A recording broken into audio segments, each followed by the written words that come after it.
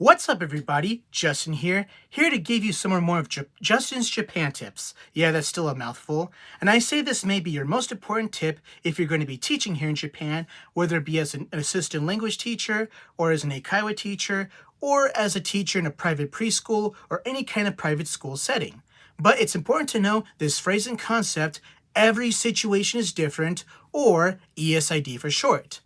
I understand for those of you who are interested in Japan and don't have much knowledge, but just a superficial knowledge, then it's understandable for you to believe that Japan, especially its education system and working style, has a universal way of doing things. I'll admit I'm guilty as charged, and a lot of you first timers may feel this way too.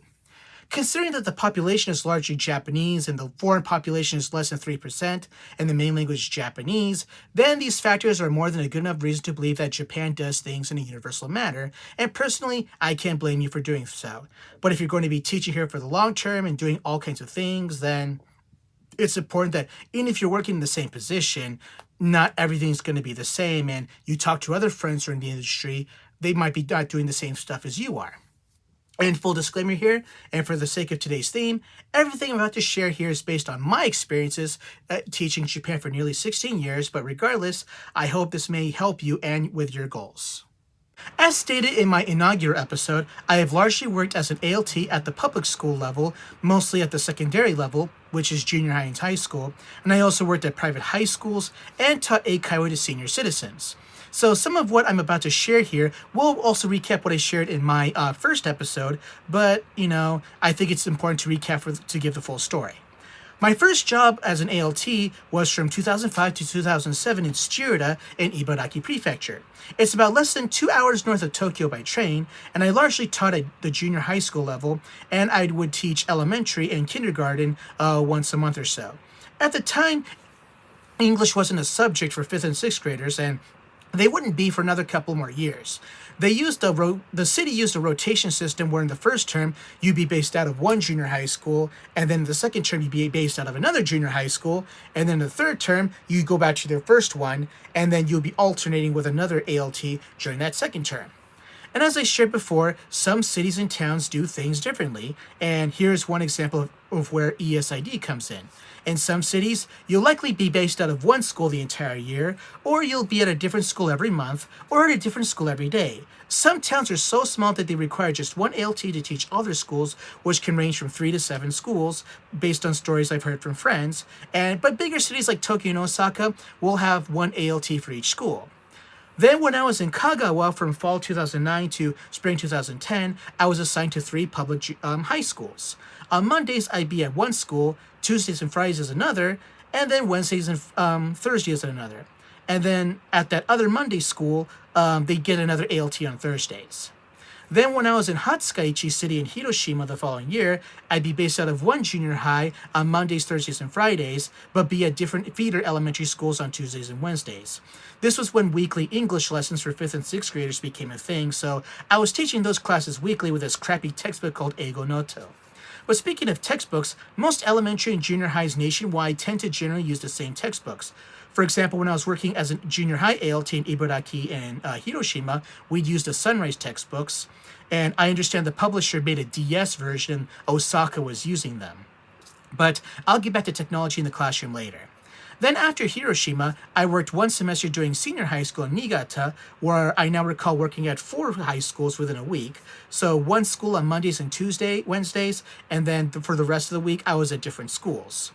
Then from September 2011 to March 2013, after the dispatch company I was working for lost a contract to Niigata Jet, they moved me to Toda in Saitama Prefecture, which bordered Tokyo. So each elementary and each junior high got an ALT for the entire year, and I was based out of one junior high school. Then from April 2013 to March 2015, I worked at a private high school for girls in Tochigi, in Utsunomiya and Tochigi. Though the schools had a boys branch, I never had to teach there. And after that, I was teaching for one semester for elementary in Yokohama, but I'll get back to that later. After that Yokohama position, I immediately found my first and only eikaiwa job, and it was for a small eikaiwa company that focuses on teaching senior citizens. We weren't based out of one school building, but teaching at community centers, which would cost us, like, let's say, 300 yen for the entire day, or 6,000 yen for the entire morning. but my placement was just all over the place. For example, on Monday mornings, I could be in Ota Ward in Tokyo, and then I'd be in Kawasaki in the afternoon. Then on Tuesday mornings, I'd be in Kita Ward, and then in the afternoons, I'd be in Bunkyo Ward. Then on Wednesdays, I'd be in Asakusa all day. Then on Thursday mornings, I'd be in Katsushika Ward. Then in the afternoon, I'd be in Bunkyo Ward again. Then on Friday mornings, I'd be in Shinjuku Ward, and in Nenima Ward in the afternoons.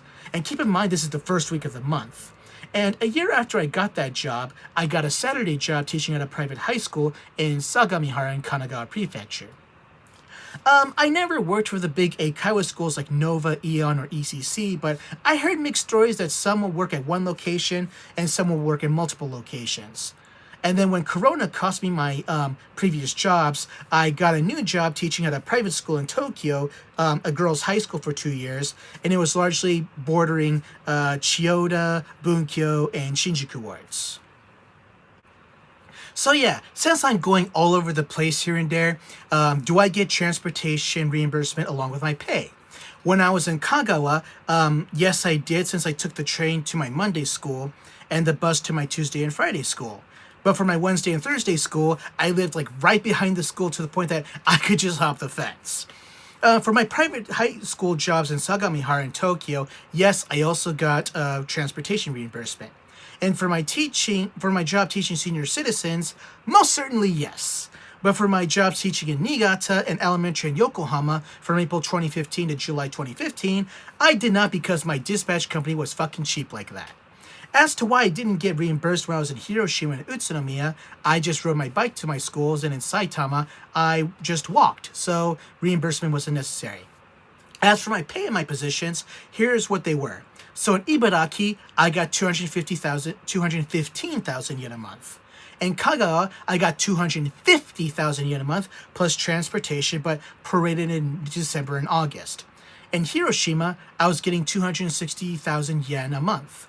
In Niigata, I was getting 230,000 yen a month, but no transportation. In Saitama, I was getting 215,000 yen a month, but only 40,000 yen in August. In Tochigi, I was getting 285,000 yen a month. And then in my Kanagawa job, I was getting 250,000 yen a month, but no transportation, but prorated in July and April. And with my senior citizen, I was getting 300,000 yen a month plus transportation. At Sagamihara, I was getting 40,000 yen a month plus transportation. And at my girls' school in Tokyo, I was getting 310,000 yen a month plus transportation, but only got 150,000 yen for August. Another situation we need to go over are your roles and what you can and can't do.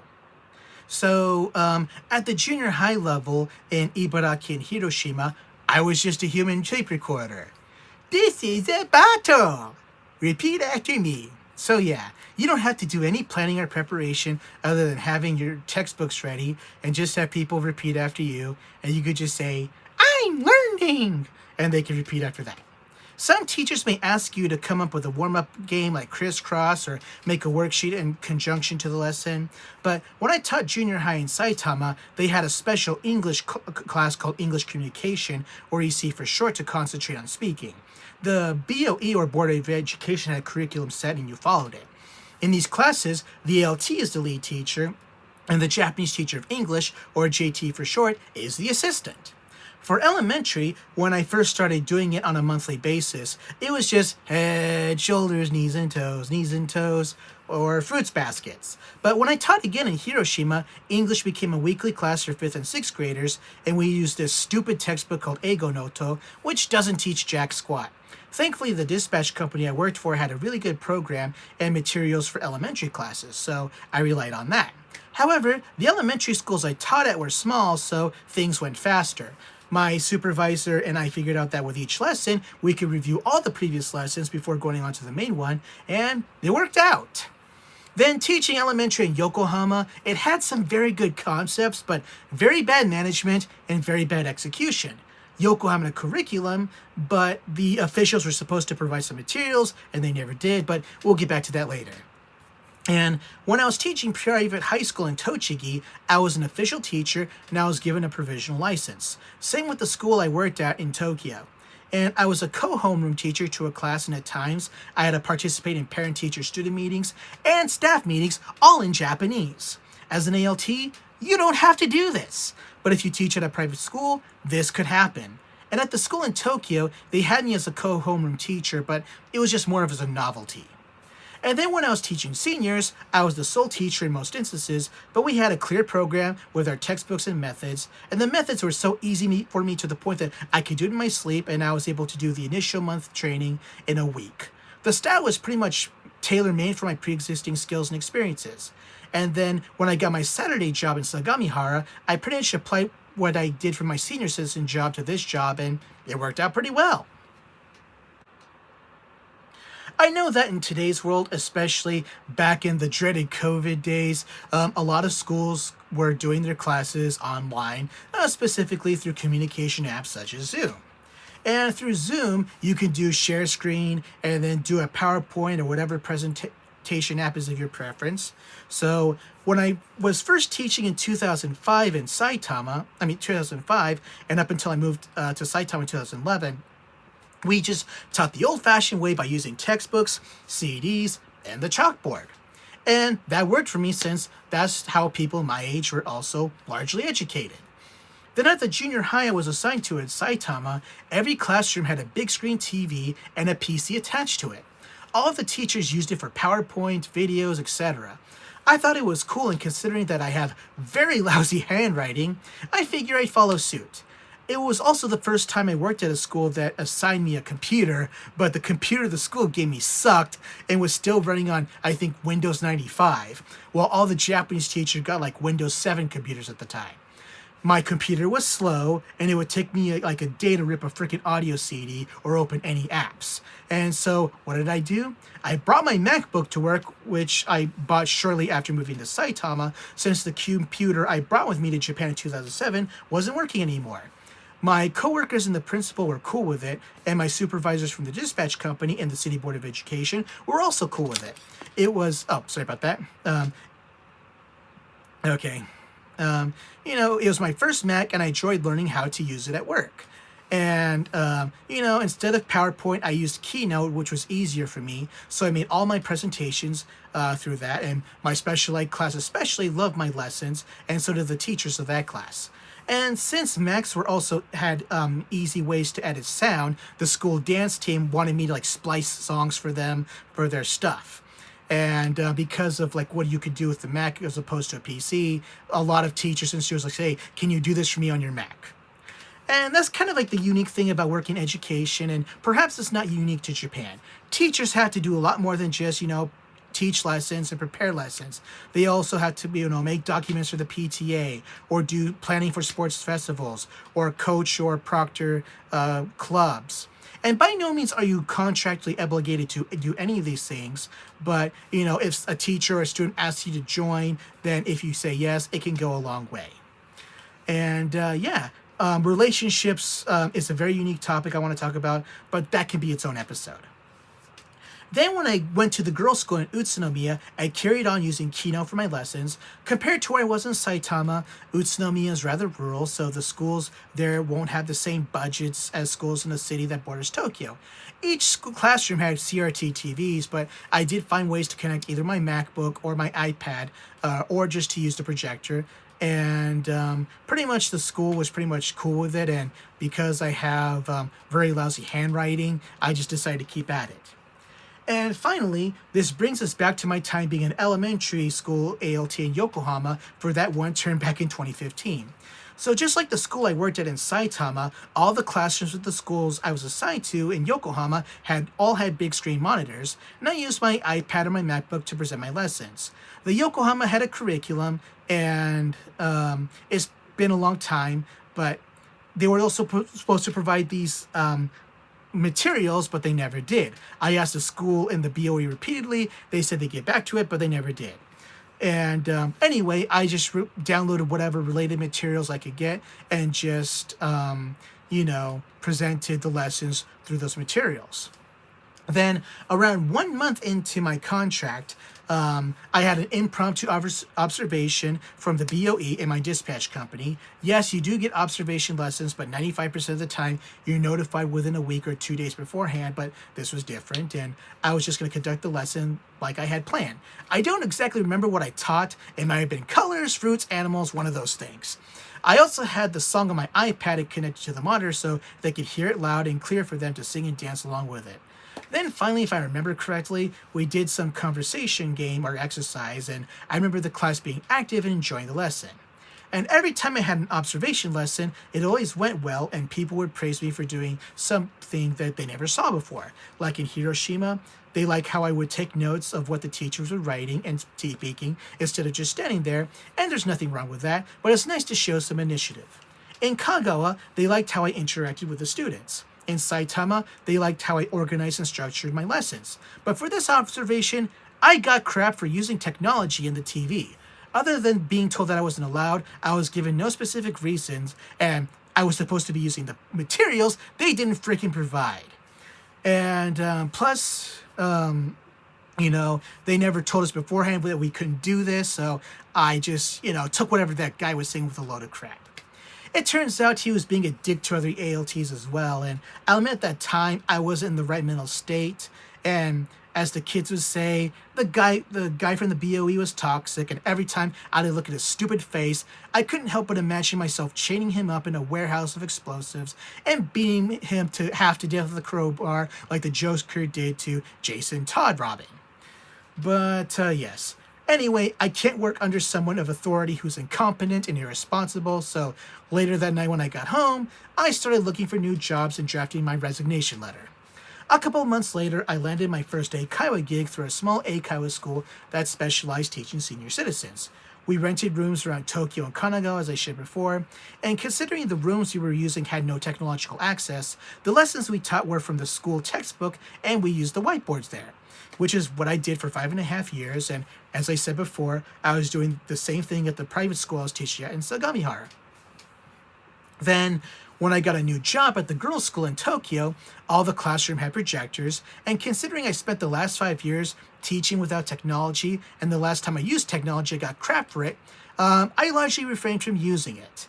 And then 6 months into my job, the school gave me crap for not using technology. So these are some pretty solid examples of how every situation is different.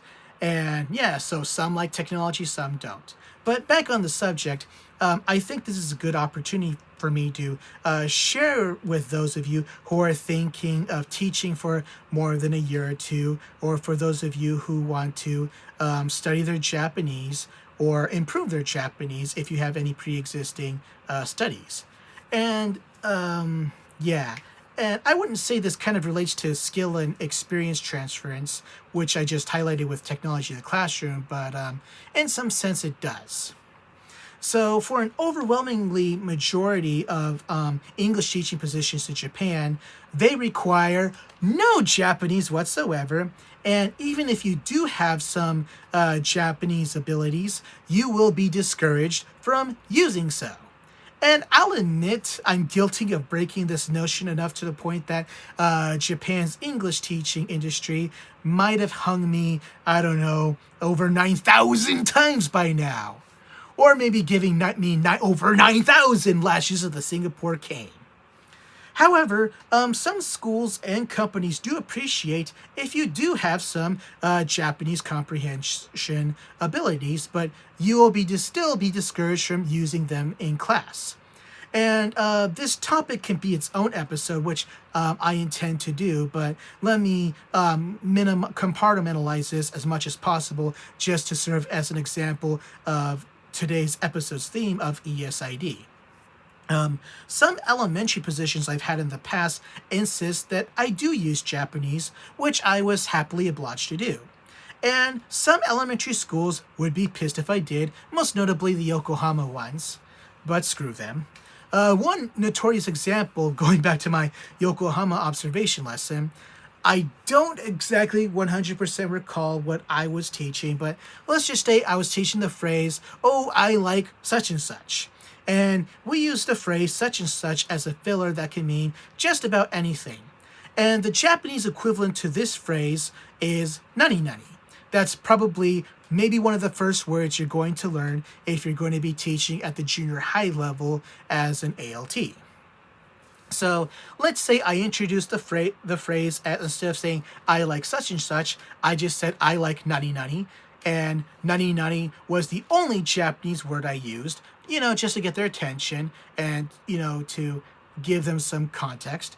And the Board of Education guy just gave me crap about it. It's like he talked to me like I gave like a law lesson in Japanese.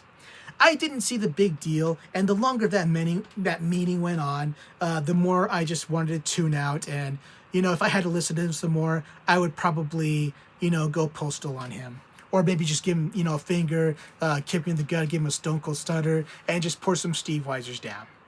But anyway, in most instances, schools were okay with me using Japanese as long it wasn't during class time, most notably at most junior highs. And the high schools, some said they were okay, some weren't, but that's just it. And if it was during lunch breaks or whatever, most schools didn't care. And for those of you thinking of teaching at the private school level, I would say it is imperative to have high-level Japanese, and in others it isn't. So it kind of depends on the school. So at the girls' school I was teaching at in Utsunomiya, they wanted me to use Japanese in the classrooms. And also, because I was officially part of the staff, I had to participate in staff meetings, and I had to use Japanese. And thanks to that job, my Japanese skyrocketed the way that I wanted to. Then when I worked as an eikaiwa teacher for seniors, I had to use Japanese more than ever. It was kind of the job I was looking for because one of my main goals coming to Japan was to improve my Japanese in a personal and professional manner, and this was the best opportunity for me to utilize the skills and experiences I have been acquiring. And at the school in Sagamihara, they gave me the textbook, told me what chapters to cover, and they told me, just do it your way. And I taught, and as I mentioned before, I taught those lessons the same way I did my senior citizen classes, and it worked. Yes, even though my input was largely Japanese, I got a lot of output in English. But I kind of want to save that for another episode. Then, when I worked at the school in Tokyo, that was quite a mixed bag. And my experience there could be an entire episode of its own.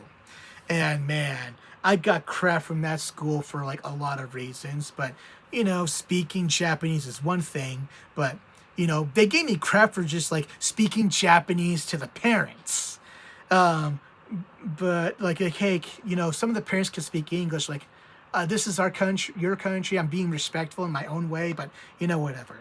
But because I spent the last 7 years prior to that being allowed to use Japanese, it was a very hard habit for me to break. And I'll save the rest of this story for another episode. I know I talked about schedules before, but I think it should be reviewed for the sake of the subject. In ALT work, by contract, you are generally working weekdays from between 8:15 and 8:30 to between 4:30 and 5. Though you are not required, it is strongly encouraged that you participate in a school club. It could be a sports team, a music club, science, or in some instances, an English club.